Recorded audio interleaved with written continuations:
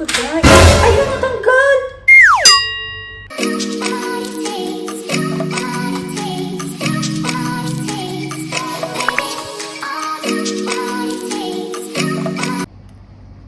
Hi guys, good morning. So I just woke up and off ko today.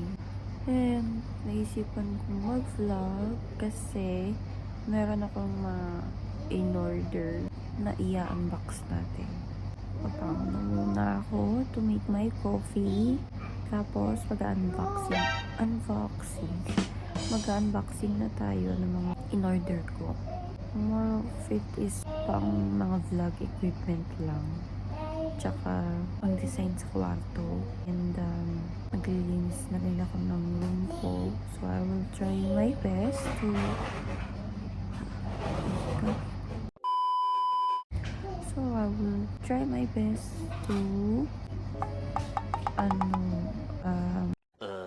na videoan din yung paglinis ko. Let's start. So, say hello muna kay aking kitty. This is from her anniversary namin. Binigay niya to. Alam niya, mahilig ako sa pusa at alam niyang gusto ko to. Cute, diba? This is Kitty. Tapos, tapos, ito, si MJ, si Daini, ito si Jamie. Ito yung mga unang binigay niya sa akin. Christmas. Ito na. Ito na yung binigay niya. Tapos, latest is ito. Si Kitty. So, bangon na muna ako. Magpe-prepare ako ng coffee. Tapos, mag-start na tayo ng unboxing. A few moments later. Tapos na ako mag-ayos. Lalabas na tayo ng good morning! Say good morning! Hi! Ouch! Say hi!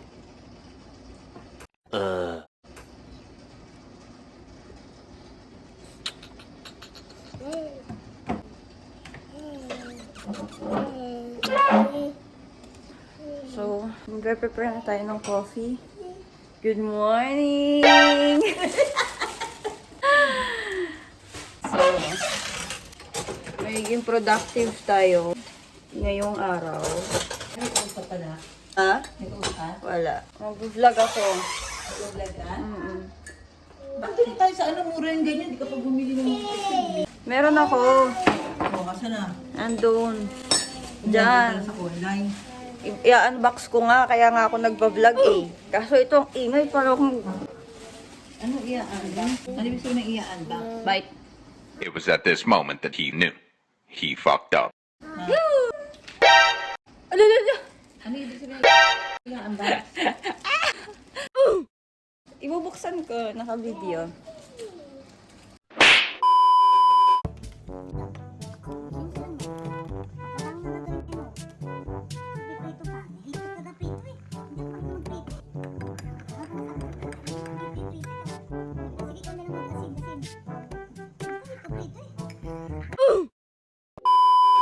Pagtimpla na tayo ng coffee at kumakain si Kulit.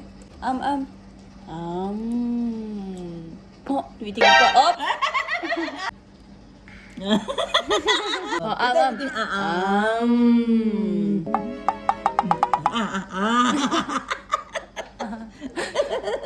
Ano yung nagka-camera? Oh, eat. Then itin.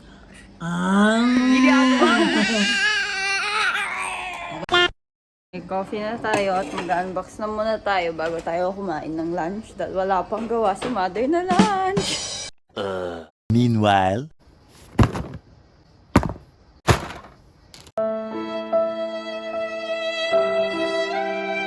So, change of venue tayo guys. Since si Kulit manonood na ng TV, so ako ang mag-a-adjust. Dito tayo sa CR mag-unboxing dahil wala akong ibang place na pwedeng paggawa ng video. Wait lang. So kung maririnig nyo, may mga background noises pa din ako ng kung ano yung pinapanood ng pamangkin ko at yung ingay sa sala or sa loob ng room. Kasi nasa CR nga ako. So, mag-unbox tayo ngayon. Kung ano-ano lang pinagbibili ko. So, meron akong air humidifier. Meron akong moon lamp. And, bumili ako ng tripod. Kasi sobrang taas na itong tripod na ginagamit ko. Hindi ko siya magamit sa labas.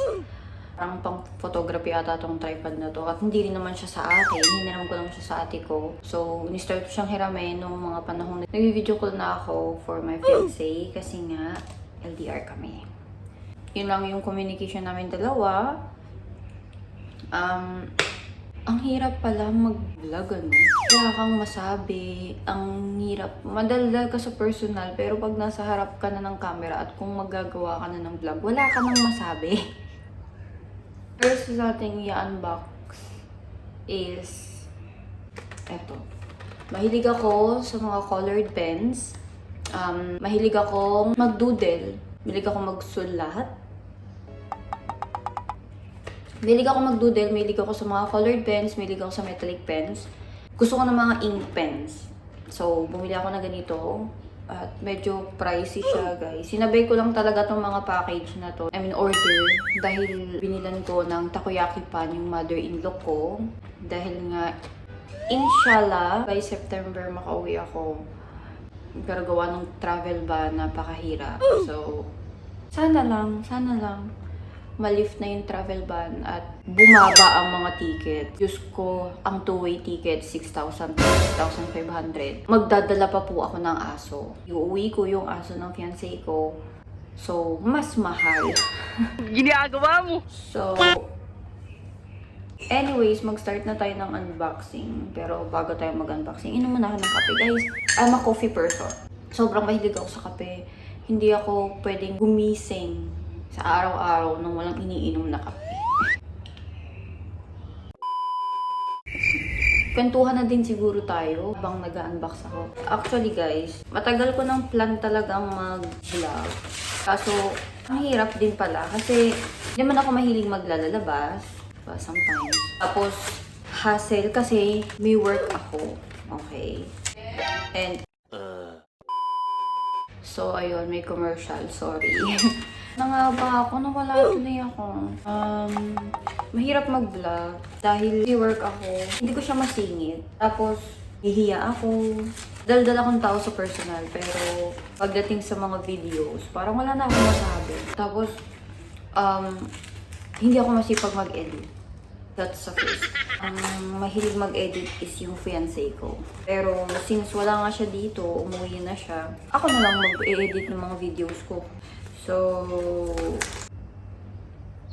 nabuksan ko na siya. So, ay! Anong nangyari? Sira agad. So, eto siya guys. Sobrang cute niya. Gagamitin na naman ako sa trabaho. So, ayan yung mga colors niya.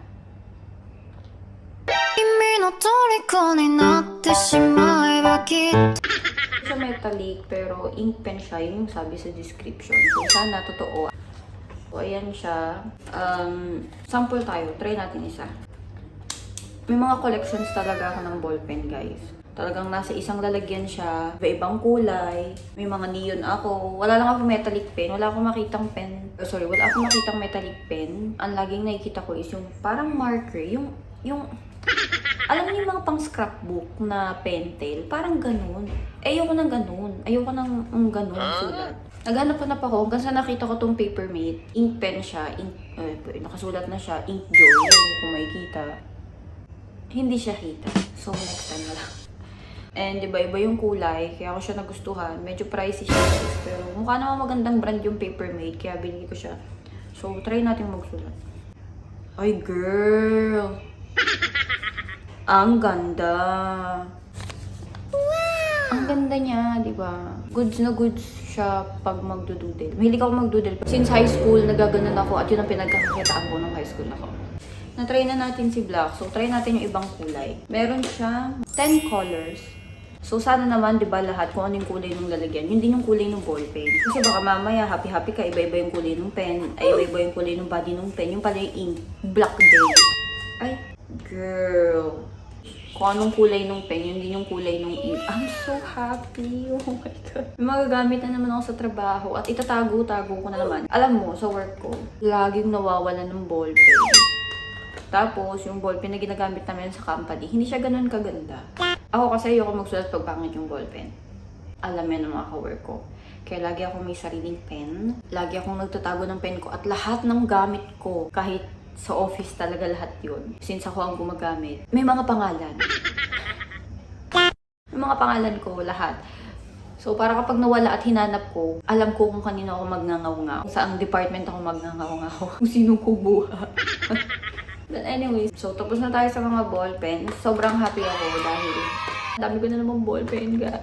Ang dami ko na naman ballpen. Ang dami na naman yung kukunin. Pero, dati nagbibit-bit ako ng ballpen sa work, guys. As in, yung pouch kong puro ballpen, binibit-bit ko yun sa trabaho. Ay, I'm so happy! May collection na naman ako, pero hindi ako susuko sa metallic pens. So, kung tatanungin nyo, nasa UAE ako ngayon. Kasama ko naman yung mother ko, nephew, patid ko yung panganay, pati yung asawa niya.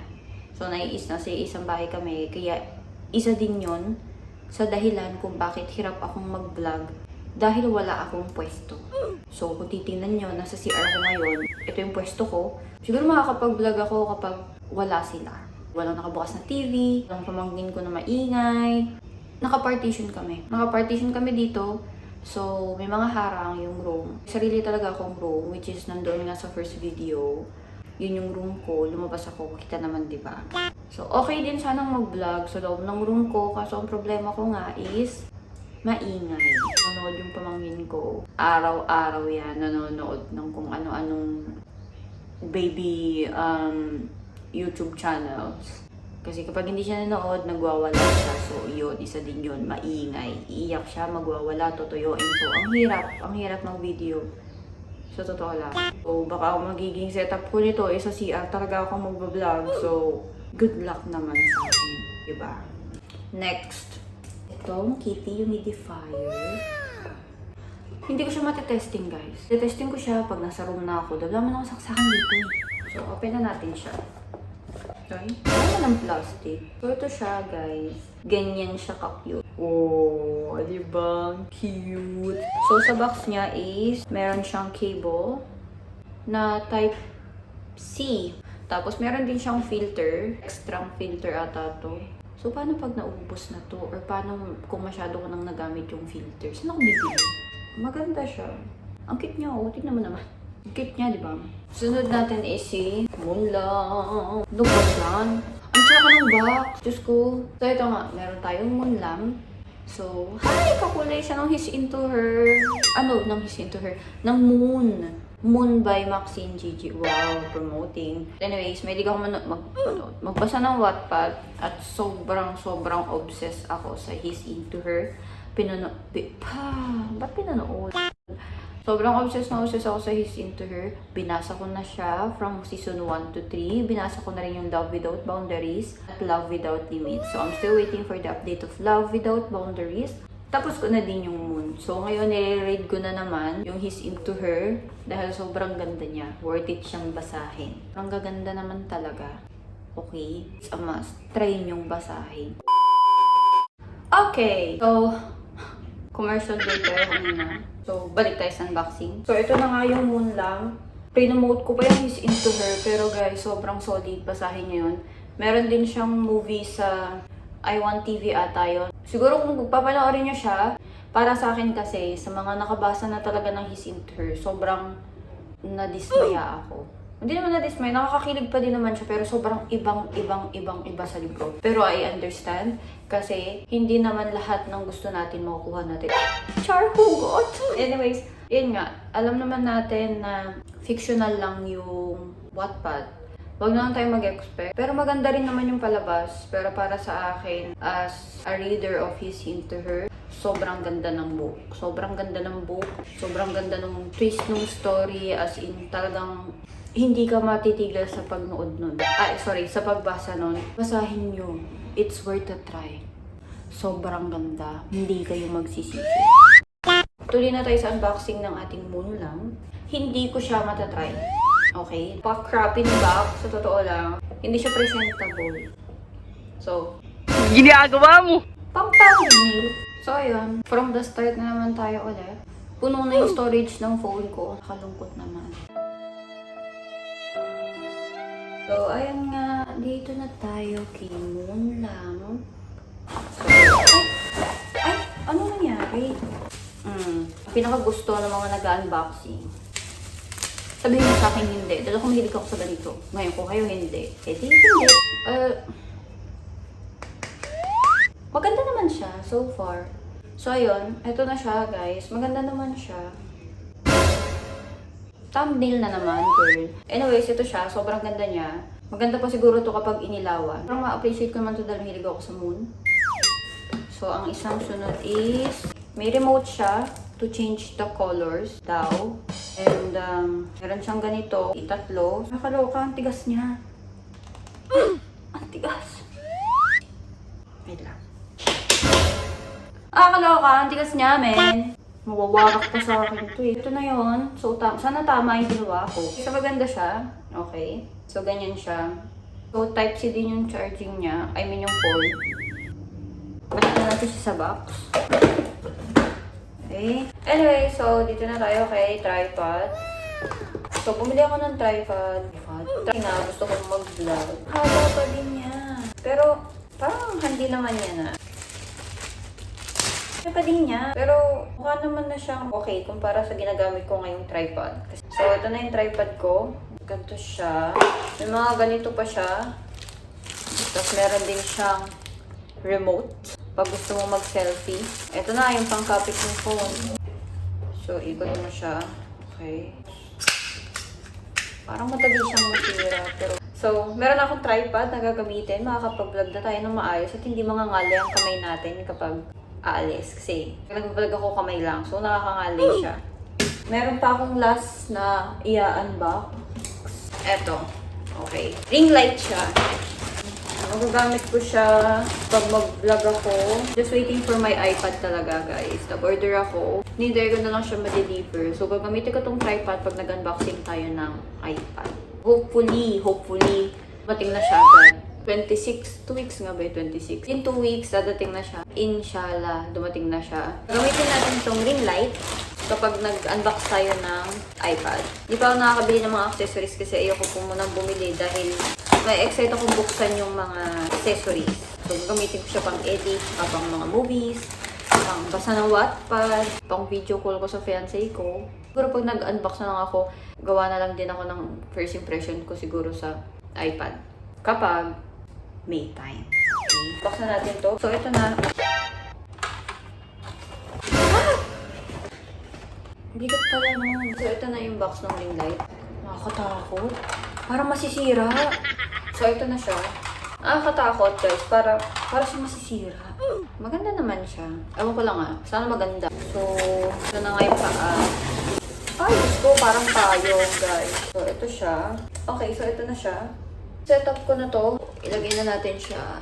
Parang sasabog naman tong ring light na to. So, ay, naku, nakakaloka. Ano ba to? Diyos ko dyan. It was at this moment that he knew. He fucked up. Ay, ayun, natanggal! Sabi na nga ba, masisira. Sira siya. Diyos ko, hindi ko pa nagagamit, girl. Ano ba yan? So, anyway, eto na siya. So, eto na nga siya. Magalaw. Ang nalabas. Ano ba to? Diyos ko. So, ayun na nga. Tapos na tayo mag-unboxing ng aking mga pinagbibili. More gastos, more fun tayo. Ganon.